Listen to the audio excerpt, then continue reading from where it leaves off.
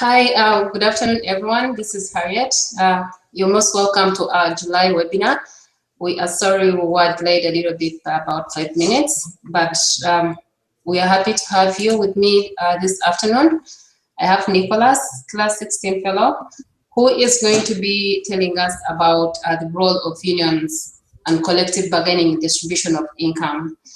So I welcome Nicolás to our afternoon webinar. And please, let's give him time. So Nicolás, please take up from that. All right. So thank you very much, Harriet. Good afternoon, everyone. Thank you for being here. So yeah, let's start. Well, this is a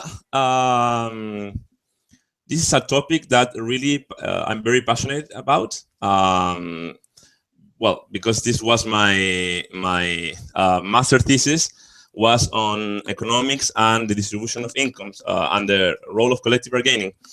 So basically, since I graduated from law school, I've been dedicated my professional life to study the phenomenon of labor markets and inequality. Inequality is tackled from different perspectives. Sometimes it's about education, gender issues, even LGBT and social justice in general. But I focus my research and my professional life to understand how unions and collective bargaining, basically how workers united can change and can have a strong impact on the distribution of income, right? So I'm going to share with you guys this short presentation, and then we will have a session of Q&A. I'm gonna talk about a little bit of some economic concepts. But I'm trying to be as simple as I can. Of course, if there's any question or doubt or a term that you don't understand, you just then can write a question, and I can then answer your doubts. Okay. So this presentation is called "The Role of Unions in the Distribution of Income," or more broadly, the role of collective bargaining in the distribution of income. Right. So first, we're going to start with a quick review to the neoliberal theories on labor markets, okay? Because it's important to mention that today, in the economic perspective or in the economic world, the dominant theories are the neoliberal, neoclassical, or liberal theories, right? Regarding that, when we talk about labor markets, well, the father of neoliberalism, one of the fathers of neoliberalism, is Hayek, right? And Hayek, in the early 80s, during an interview with the dictator of my country, he said that was precisely the inequality on income distribution which allows the current level of production, right? So the 80s and the 90s are decades that are characterized for tremendous rates of economic growth, right? So for the neoliberal theory or the neoliberal conception of economy, is precisely inequality what allows big levels of production, right? Then we have other scholars like Hein and Schalten that says that institutions like collective bargaining, minimum wage laws, or social security systems are the responsible for the malfunctioning of labor markets, right? So what neoliberal theory said is that wage rigidity triggered by these institutions, right, like minimum wage, social security, collective bargaining, will be the cause of high levels of unemployment, right? So it's very interesting to see their perspective, how different it is.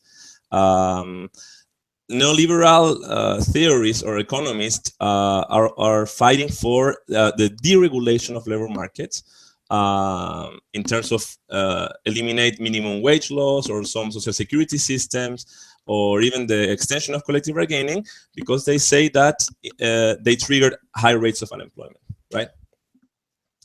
According to the neoclassical or neoliberal economic theory, labor markets are a perfect system, right? And the natural equilibrium is produced through the interaction of the supply and demand for labor force, right?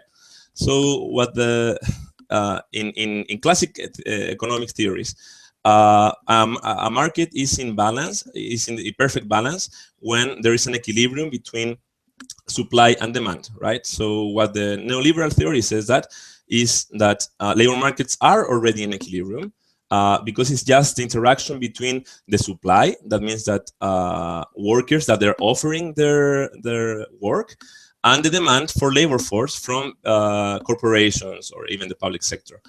So they say that not further regulation is needed because these markets are already in perfect equilibrium.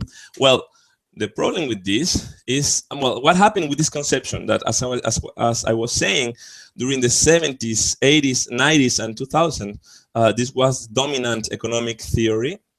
And its biggest expression is what is called the Washington Consensus in the late 70s, right? That is a consensus between basically the government of the United Kingdom by Margaret Thatcher and the government of Ronald Reagan here in the 80s, in the United States here, that basically pushed the agenda, the political agenda, towards a neoliberal perspective. And today, what happened? Of course, that there are consequences of this Washington Consensus. The first one is that, unfortunately, there is still a strong neoliberal orthodoxy until today. And you can see, for example, in the Greek case, right, how a country has been pushed in the last 4 years to some severe austerity, that the country is almost in the edge of leaving the euro or an economic collapse. This Washington Consensus also led to right-wing dictatorships in North South America during the 70s and the 80s. But it also led to tremendous increases on the GDP, on the gross domestic product. That means that the neoliberal theory created especially here in the United States in the University of Chicago brought tremendous increases or economic growth, right? But at the same time, extraordinary increases in inequality indexes, right? We will see later, but according to the famous French economist Thomas Piketty, today the world is facing one of the highest rates of inequality, very similar to the rates of inequality we could observe in the 19th century, right? And this is because of the Washington Consensus and the neoliberal orthodoxy. Also, this brought a severe decrease in the unionization rates and the collective bargaining coverage. And this is the topic that I'm going to focus now, okay? All right. So very quickly, this graph, sorry it's in Spanish, but it's the one I took from my thesis. The black line shows the hourly remuneration or hourly wage that a person received. And the blue line represents productivity, right? So as you can see, starting in the mid 70s, we see that productivity per worker and remuneration or salary per worker is there is a gap, and the gap is getting bigger and bigger, right? That means that workers are more productive since the last 30 years or 40 years, but their wages are not getting higher in the same rate, right? So this gap, basically, somebody's getting that money, right? I mean, we're talking that we have an increase in production, on productivity. We have a slight increase in wages, but the gap is huge, right? So something must be wrong, or somebody is receiving more money for the productivity of workers, and they're not being the workers, right? So this is a very interesting graph to show that. Same. This is the one was from the last 50 years. This is from the last 20 years. And as we can see, again, the dot line are the real wages, right? Whereas the straight line is the labor productivity, or the productivity of workers, of labor. So as you can see, the gap since the last 20 years has decreased a lot.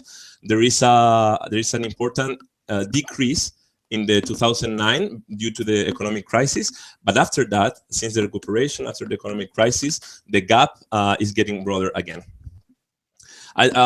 Same here. So this could be a little complicated, but this graphic shows a correlation between the index of inequality and the union density, right?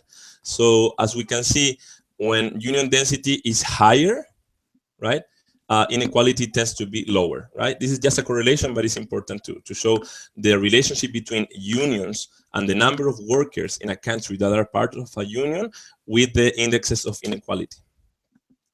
And finally, this is a very important graph. This is during the period of 100 years, the share of total income of the richest 10%, right? So, for example, in the United States, which is one of the developed countries with the lowest rates of unionization, we see that by the year 2010, 10% of the population were the owner or almost 50% of the income of the country, right? So that the United States is a country with an extremely bad index on inequality, right? In Britain, things are not that bad, but the United Kingdom has a small rate of unions again. So the 10%, the richest 10% of the British population are the owners or more than the 40% of the total income or wealth. Then we go to the other side with Sweden. Sweden is one of the countries with the highest rates of unionization. That means that in Sweden, around the 90% of workers are covered by a collective contract or a collective agreement. That means that 90% of workers participate in collective bargaining and unions.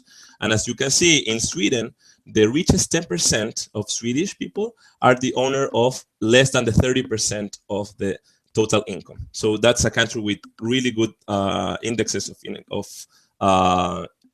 good indexes on inequality and income distribution, inequality and income distribution. Now, why all of this is important, right? This is important because national income is all the goods, services produced all the money, all the wages, all the rent, all the capital gains that are produced in a country, right? So national income of a country is composed basically by three elements: wages, profits, and rent, right?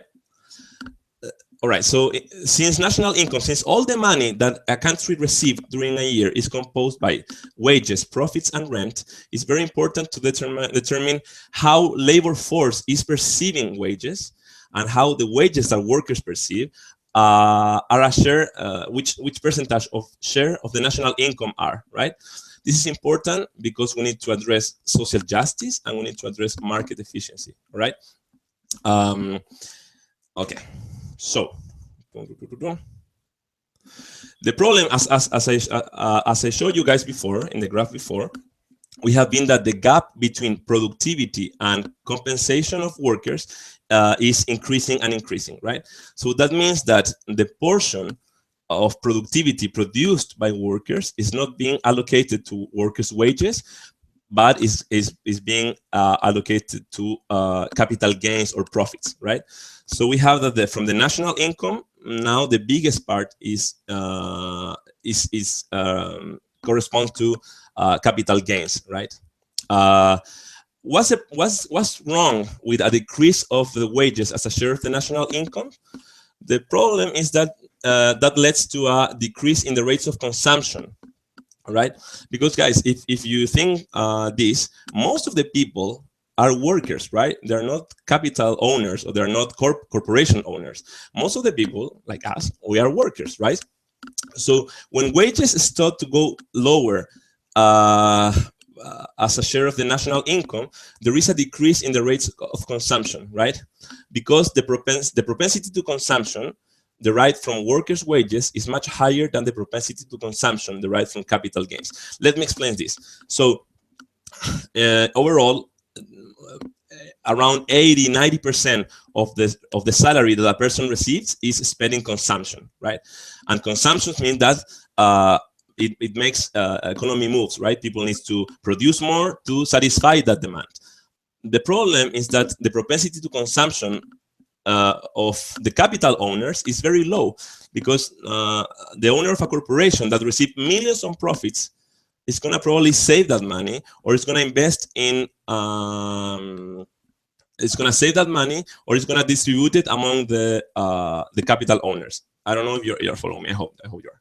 So in other words, capital owners tend to accumulate wealth, right?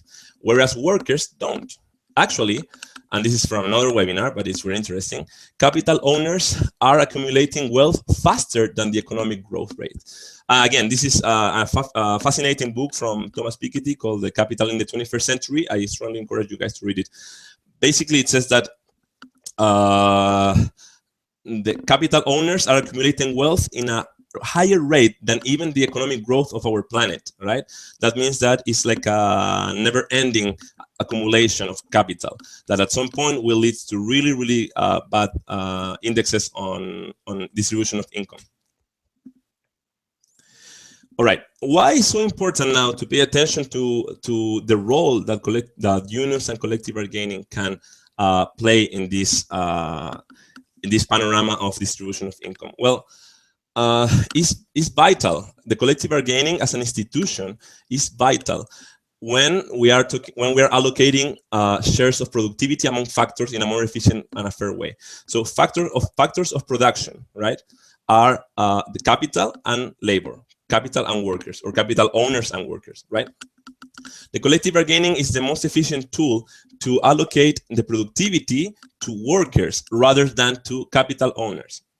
I hope you're following me.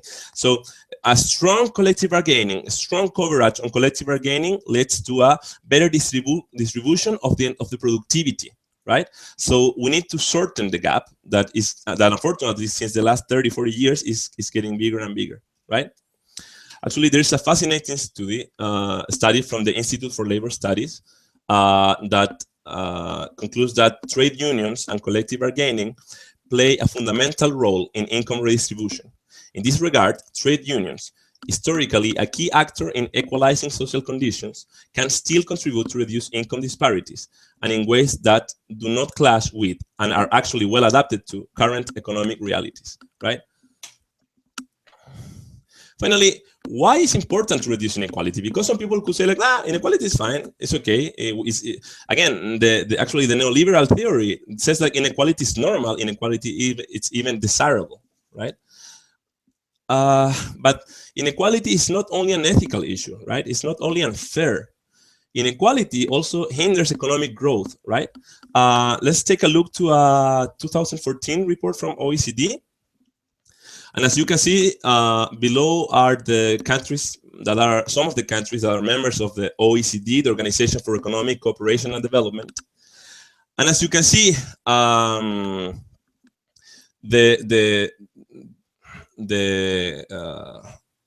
squares are the actual indexes of inequality, right? The impact of inequality is the orange bars, right? And the blue bars are how those countries will be now, right? Without the impact of inequality. I don't know if you are following me. So, for example, the United Kingdom, it has a Gini that currently is like 0.4, right, from the Gini coefficient.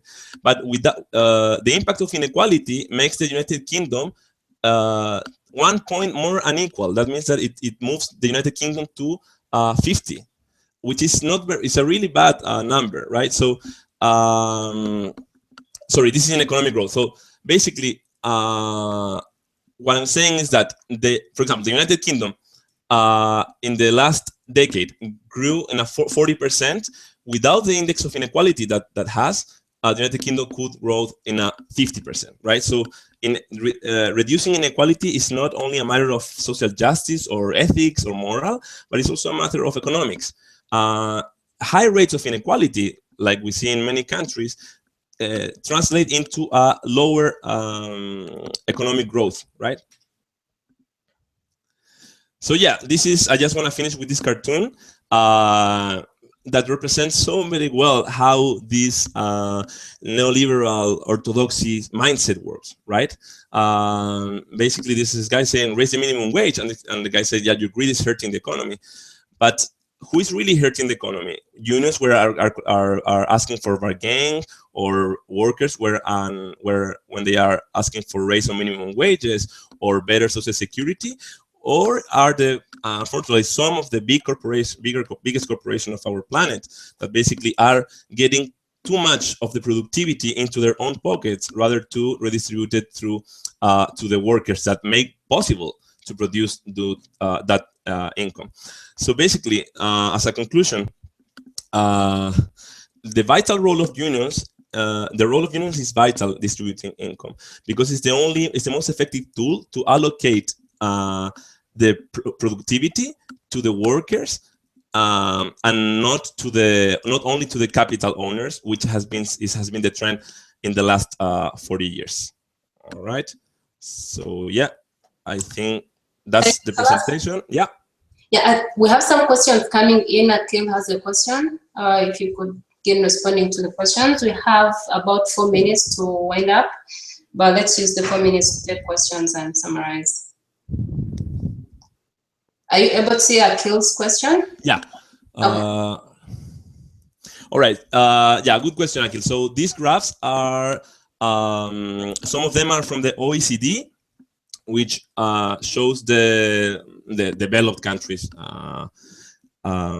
So it's basically a group of around 24 countries, which is basically mostly Europe, North America, Chile is part of it, and Mexico and Turkey.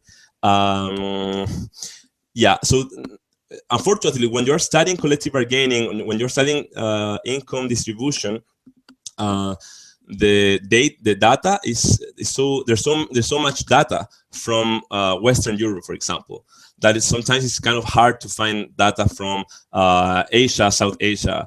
But yeah, some graphs are represent the world, and some of the graphs are basically from the OECD mostly.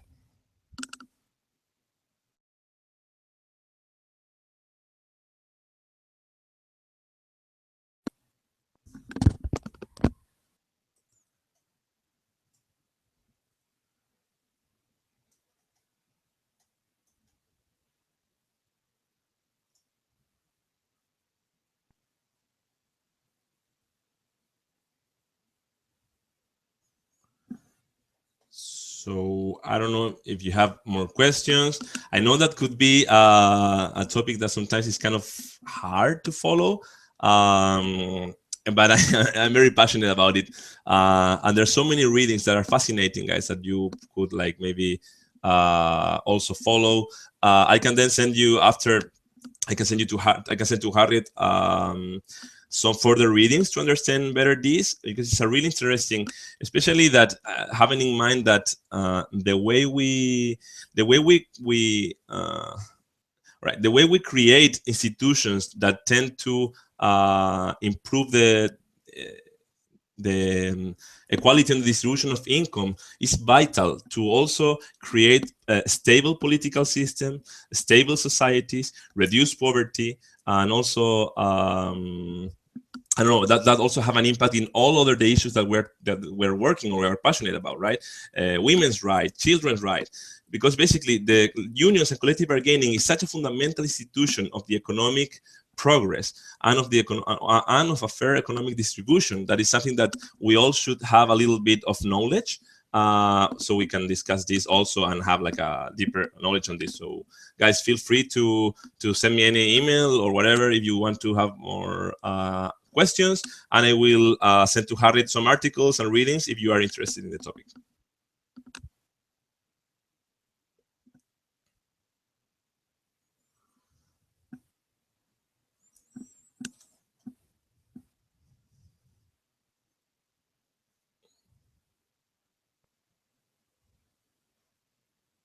Oh, thank you, Akil.